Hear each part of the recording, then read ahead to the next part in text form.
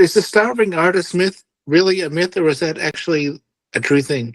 You hear that people talk about, the starving artist. Is that something, or is that just BS? Well, what do you understand a starving artist to be? Let's define terms.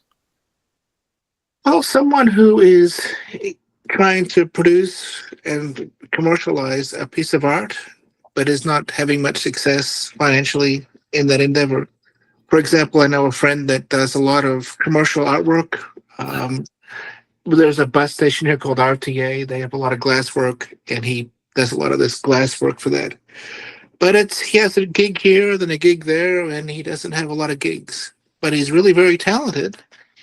And it's hard to understand. This guy is super great at what he does, and I can't understand why he doesn't seem to have stable work. Well, what makes him good at what he does? His attention to detail. What else makes him good at what he does? The subject matter, the appeal. He does a lot of landscapes and a lot of glass etching. So I think it's really well there, Matthew. What makes someone be able to make good art? I don't have the answer to that. It's not something I know. So, to the best of my understanding and to the best of my experience within myself and talking and dealing with lots of other artists, it's something along the lines of an ability to think in nonlinear and in tangential fashions, which is what we call creativity. And if we understand that someone who's very good at thinking in nonlinear fashions and very good at thinking on tangents is going to create good art, Matthew, what would you say one of the keys in terms of thought process for running a business and making money would be? Understanding your audience. Like, for example, we have a very defined audience. We work with small business owners with a very defined parameters that are successful for us. Okay.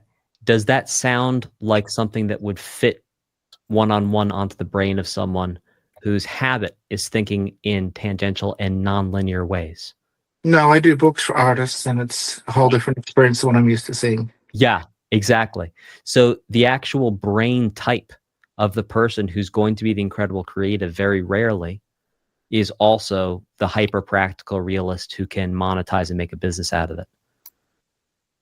So it's almost this curse. And it's like, you can talk to some folks who are very logical, very step-by-step.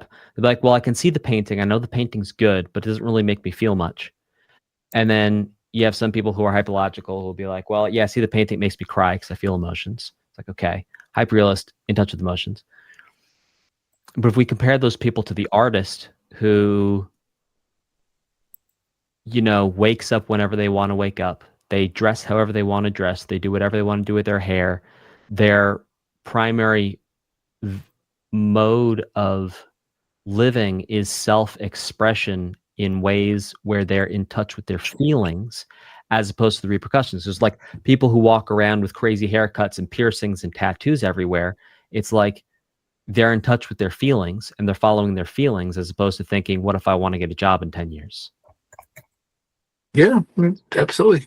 Right. So for someone who lives in that world, it would make sense that they would have a really hard time even thinking in ways that would result in generating money. Because to think about money, it's like we have inputs, we have outputs, and we need arbitrage.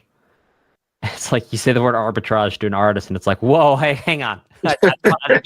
I just want to go paint.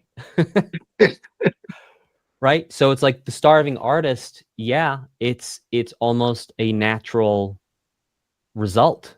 It's almost an organic result, which is really interesting. It's like this, or it's like the natural state